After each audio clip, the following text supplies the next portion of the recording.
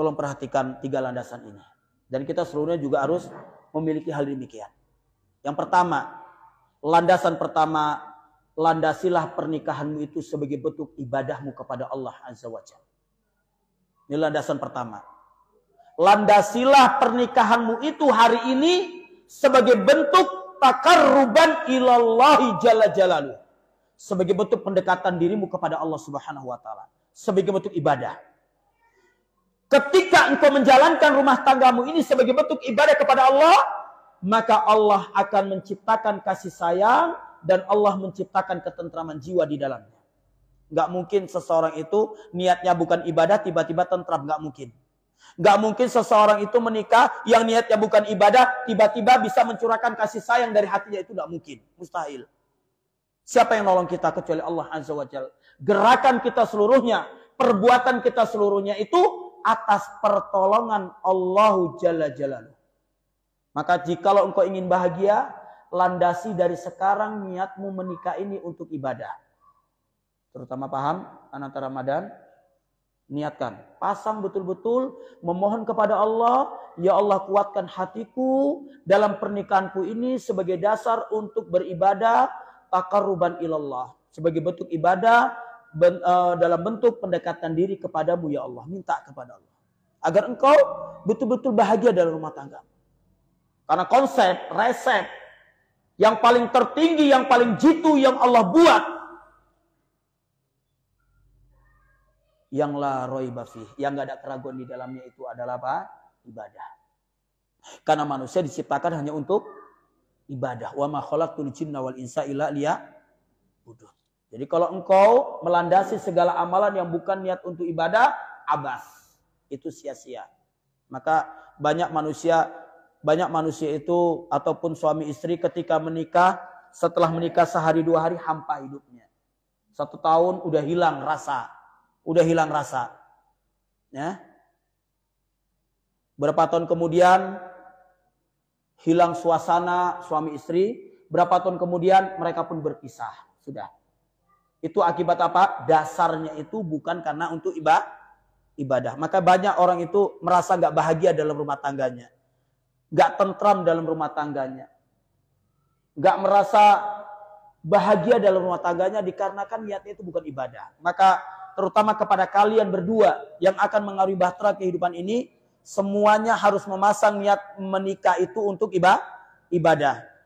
Si suami meniatkan untuk ibadah dan si istri juga meniatkan untuk ibadah. Supaya Allah tolong. Allah tolong. Siapa nggak mau bahagia? Semua manusia kepingin bahagia. Tapi kebahagiaan itu hanya bisa didapat dari Allah Azza wa Jalla. Bukan dari manusia. Yang kedua. Di landasan yang kedua yang harus kita perhatikan. Di dalam rumah tangga itu ada suami dan istri. Laki-laki dan wanita. Itulah pasangan hidup kan gitu. Maka landasan yang kedua, terutama bagi seorang suami, harus paham kalau dia seorang pemimpin. Karena banyak laki-laki ini udah menikah tapi tak tahu posisi dia itu sebagai apa. Sebagai pemimpin atau sebagai yang dipimpin. Sebagai penasehat atau sebagai yang dinasihati. Maka jadilah engkau ananta Ramadan. Dari mulai saat sekarang ini, aku siap menjadi seorang pemimpin. Aku akan menjalankan, aku akan mengarungi bahtera ini di atas nakoda sebagai pemimpin. Nakodanya itu adalah aku. Karena engkau akan ditanya oleh Allah, kullukum ra'in wa kullukum mas'ulun an ra'iyati. Kamu itu pemimpin. Dan kamu akan dimintai pertanggungjawaban atas apa-apa yang kamu pimpin. Warrajulu ra'in fi ahli wa huwa mas'ulun an ra'iyati. Kamu itu dan laki-laki itu pemimpin dan dia akan dimintai pertanggungjawaban di hadapan Allah Azza wa Jalla atas apa-apa yang mereka pimpin. Baik keperhatian dia kepada istrinya, baik kelalaian dia kepada istrinya akan dimintai pertanggungjawaban. Mau perhatian, mau lalai akan diminta pertanggungjawaban. Enggak berlalu dengan begitu saja. Maka terutama kepada anak Ramadan, kalau perhatikan, engkau hari ini sudah dinobatkan, insya Allah sudah dinobatkan akan menjadi seorang pemimpin tertinggi dalam rumah tanggamu. Nggak ada pemimpin yang kedua kecuali engkau. Maka bersikaplah engkau seorang pemimpin yang bijak, seorang pemimpin yang dewasa. Engkau bukan anak-anak lagi.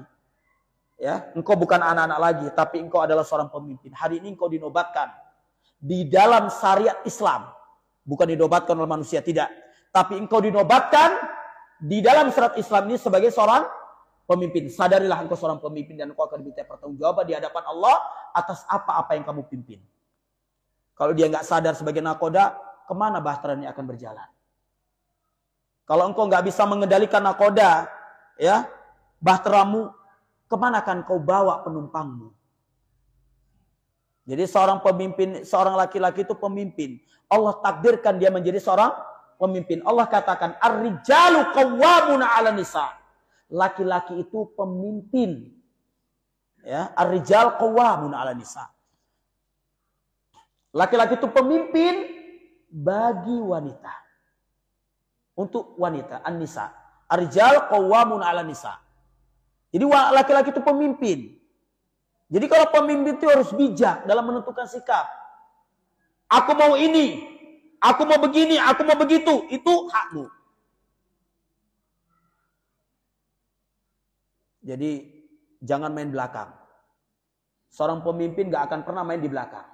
Di belakang layar enggak. Dia harus di depan layar. Paham? Seorang pemimpin gak akan main di belakang layar. Tapi seorang pemimpin yang bijak, dia akan main di depan layar. Aku pemimpin. Dan akulah yang menentukan sikap dalam kehidupan rumah tanggaku. Terus punya konsep. Ini seorang pemimpin tapi gak bisa menentukan sikap. Ini bukan pemimpin namanya. Maka banyak rumah tangga itu kacau karena apa? Karena dia gak tahu tugas dia yang Allah nobatkan buat dia. Yaitu pemimpin. Hingga ngawur dia gitu. Sikit-sikit ya udahlah. Aku apalah. Semua keputusan di tangan istriku. Habislah itu. Nah, semua keputusan di tangan istriku. Aku gak bisa kemana-mana. Kecuali keputusan istriku. Nah, sampai-sampai nanti mau poligami pun keputusan istriku. Gak jadi. Sikap yang tegas itu dimiliki oleh seorang siapa? Suami. Engkau pemimpin tertinggi dalam negaramu. Anak camkan. Ini anak camkan sebagai orang tua. Ya Pak ya. Engkau sekarang dinobatkan oleh syariat sebagai seorang pemimpin dalam mengarungi bahtera kehidupanmu ini sebagai pemimpin tertinggi menentukan sikap untuk keluargamu. Jadi kalau ada pihak ketiga, itu jangan cepat diambil. Pihak ketiga itu jangan cepat diambil. Oh gak bisa, tunggu dulu. Aku seorang pemimpin, aku yang menentukan. Harus bijak. Saya berharap sebagai orang tuamu, aku berharap engkau menjadi seorang pemimpin yang bijak. Ya, jangan mencela-menceli. Ya, jangan nggak punya ketegasan, jangan nggak punya sikap. Aku nggak bisa bersikap nih aku, karena aku kena jewer nanti aku. Nggak akan selamat itu hidupnya itu. Kalau anak kapal, penumpangnya nggak bisa jadi satu pikiran. Kemana nakoda mau berjalan? Pak, ke sana, belok ke sana. Oh enggak Pak, ke sana, belok ke sana. Gimana mau selamat ini? Bahtera mana yang akan engkau tuju? Kalau engkau hanya mengikuti penumpangmu. Kau ke sana mau ke sini terserah. Yang penting ketetapan ada di tanganku sebagai nakoda tertinggi aku. Paham anak Ramadan? Ini syariat loh. Yang nobatkanmu sebagai pemimpin tertinggi itu syariat, bukan kita. Bukan kami. Paham? Bukan orang tua. Dan yang akan mintai pertanggungjawaban engkau sebagai seorang pemimpin dalam mengarungi bahtera keselamatan rumah tanggamu itu Allah nanti. Engkau akan dimintai besar-besaran nanti. Yaumul hisab. Paham? Dan untuk kita seluruhnya. Jadilah kalian itu, kita semuanya bapak-bapak sebagai pemimpin tertinggi. Ya, jangan mencela-menceli. Sikapku kayak gini, mau tak mau kau harus ikut sama aku. Yang ketiga, wanita harus sadar kalau dia adalah seorang manusia yang menjadi orang yang dipimpin. Terutama kepada anakku, ya, anak kandungku yaitu Hamnah, sadarlah engkau sekarang engkau akan menjadi seorang wanita yang akan memimpinmu. Dan bukan orang tuamu lagi yang memimpinmu, tapi suamimu. Jadi tampuk kepemimpinan bukanlah terdapat pada orang tuamu sekarang, tapi kepada suamimu. Maka pandai-pandailah untuk meraih keberkahan hidup dan rumah tanggamu, engkau menjadi wanita yang dipimpin. Engkau wahai anakku, sebagai harta yang paling berharga di permukaan bumi ini. Karena harta yang gak akan pernah hilang, harta yang paling mulia hanya 3 kata Rasulullah SAW. Harta yang paling mulia itu 3. Yang pertama, lisanun dzakir. Itu harta yang paling berharga, lisan. Lisan yang selalu berzikir kepada Allah. Yang kedua, qalbun syakirun. Hati yang selalu bersyukur. Wa zauzatun tu'inu ila amril akhirah. Harta yang ketiga yaitu wanita, istri yang selalu menolong urusan suaminya untuk perkara akhirat. Jadi selalu menolong. Jadi kalau suaminya belum sholat, bang udah sholat atau belum bang? Bang udah ngaji atau belum bang? Ngaji bang. Terus istri yang paling mulia, harta yang paling mulia itu ketika istri itu mengingatkan suaminya itu untuk nuntut ilmu. Bang, nuntut ilmu kamu bang, jangan sibuk kerja. Karena kamu akan menjadi pemimpinku. Dengan apa engkau akan menuntunku menuju ke dalam surga kalau engkau malas menuntut ilmu. Itu istri yang soleha. Terutama kepada anakku. Hamnah, tolong perhatikan ibadah suamimu. Baik sholat duhanya, baik sholat malamnya, ngajinya, baca Qur'annya. Ingatkan dia. Karena engkaulah wanita yang menjadi pendamping hidup suamimu. Ingatkan dia, jangan kamu nggak open. Karena banyak para istri itu yang nggak open tentang suaminya. Kecuali masalah kerja, harta, dunia. Itu saja. Hampir-hampir sulit cari istri itu yang perhatian dalam urusan akhirat. Ataupun dalam urusan ibadah. Jadi terutama kepada anakku yang akan menjalani bahtera kehidupan rumah tanggamu. Hamnah terutama, perhatikan salatnya suamimu. Perhatikan baca Qur'annya suamimu. Perhatikan urusan menuntut ilmu suamimu. Perhatikan dia, ingatkan dia. Karena itu tugasmu. Engkaulah yang akan menjadi harta yang paling berharga dalam rumah tanggamu ketika engkau selalu memperhatikan urusan ibadah suamimu. Engkau gak akan pernah berguna sebagai seorang istri. Engkau gak akan pernah berguna sebagai seorang istri, wahai anakku, kecuali ketika engkau dalam rumah tanggamu memperhatikan ibadah suamimu.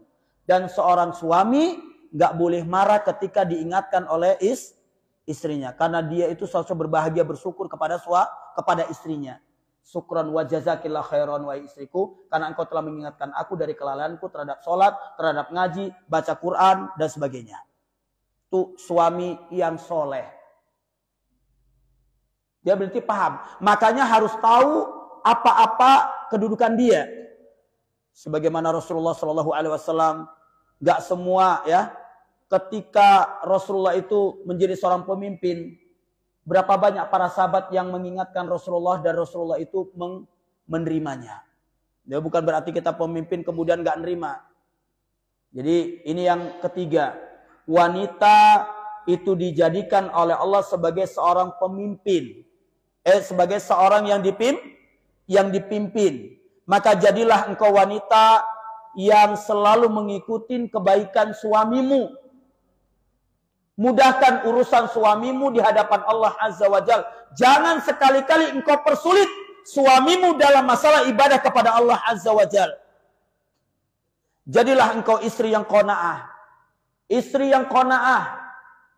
Istri yang selalu bersyukur atas kebaikan karunia yang Allah berikan kepada Allah buat suamimu. Jangan engkau mengharapkan kekayaan suamimu, tapi harapkanlah ibadah dari suamimu. Ini nasihat kepada kedua mempelai terkhusus. dan kepada kita seluruhnya secara umum. Agar bahtera kehidupanmu itu bahtera yang Allah Subhanahu wa taala karuniain. Tolong ingat, ini 3. Yang pertama niatnya apa tadi? Ibadah. Landasi karunia keberkahan dalam hidup rumah tangga itu adalah ibadah. Supaya Allah turunkan karunia-Nya. Yang kedua, jadilah engkau itu seorang laki-laki yang Allah nobatkan di dalam syariatnya sebagai seorang pemimpin yang tertinggi. Karena engkau lah yang akan diminta pertanggungjawaban di hadapan Allah Azza wa Jalla. Makanya Allah katakan, ya ayyuhalladzina amanu qu anfusakum wa ahlikum naro. Kalau engkau ingin bahagia, jalankan ini. Hai orang beriman, peliharalah dirimu, jagalah dirimu dan istrimu, keluargamu dari sengatan api neraka. Yang dengannya engkau akan diberikan oleh Allah kebahagiaan. Berupa apa?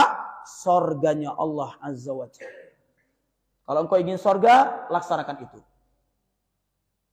Perhatikan agama istrimu. Engkau diberikan amanah yang tertinggi. Engkau dinobatkan sebagai seorang pemimpin dan engkau dikasih amanah kepada Allah berupa seorang wanita. Itu amanah. Kalau engkau sia-siakan, engkau akan bertanggung jawab di hadapan Allah. Kalau engkau perhatikan, engkau akan bahagia di hadapan Allah. Pertanyaan, tapi engkau akan dipermudah oleh Allah Subhanahu wa taala. Karena hidup itu penuh dengan tantangan. Tapi semua tantangan itu ada solusinya cuma satu, yaitu apa? Ketakwaan. Jadi terkhusus kepada kedua mempelai yang akan menjalankan akad pernikahan ini, jadilah engkau itu manusia-manusia, terutama dalam rumah tanggamu ini, orang yang selalu mengentaskan masalah hidup rumah tanggamu itu dengan ketakwaan kepada Allah Azza wa Jalla. Terutama menjadi seorang pemimpin. Yang ketiga, terakhir tadi yang anak katakan, yaitu wanita istri itu yang dipimpin. Yang dipimpin. Jadi harus sadar, kamu itu wanita yang dipimpin, bukan memimpin. Kamu itu wanita yang harus nurut, bukan harus turutin. Ingat, kehancuran rumah tanggamu, hilangnya kemesraan, hilangnya kasih sayang karena seorang wanita nggak siap menjadi istri yang disuruh, yang dipimpin.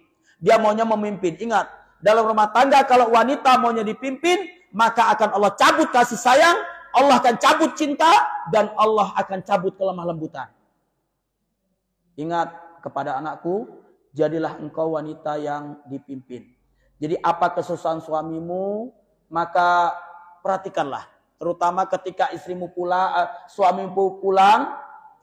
Wahai anakku, ketika suamimu pulang dari manapun, jangan engkau tanya apapun kecuali sediakan segelas air minum untuk menenangkan pikiran dan hatinya.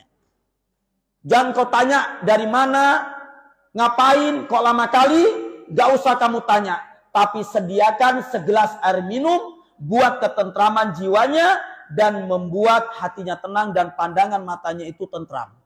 Ini nasihat kepada anakku terkhusus. Jadi kalau suamimu pulang, jangan kau tanya apapun kecuali air minum, kau suguhkan kepada dia segelas air putih. Itu berupa penghargaan yang paling tertinggi buat suami. Kalau perlu 1 air putih, 1 teh, atau susu, atau kopi. Apa yang dia minta. Asalkan jangan anggur merah. Ya.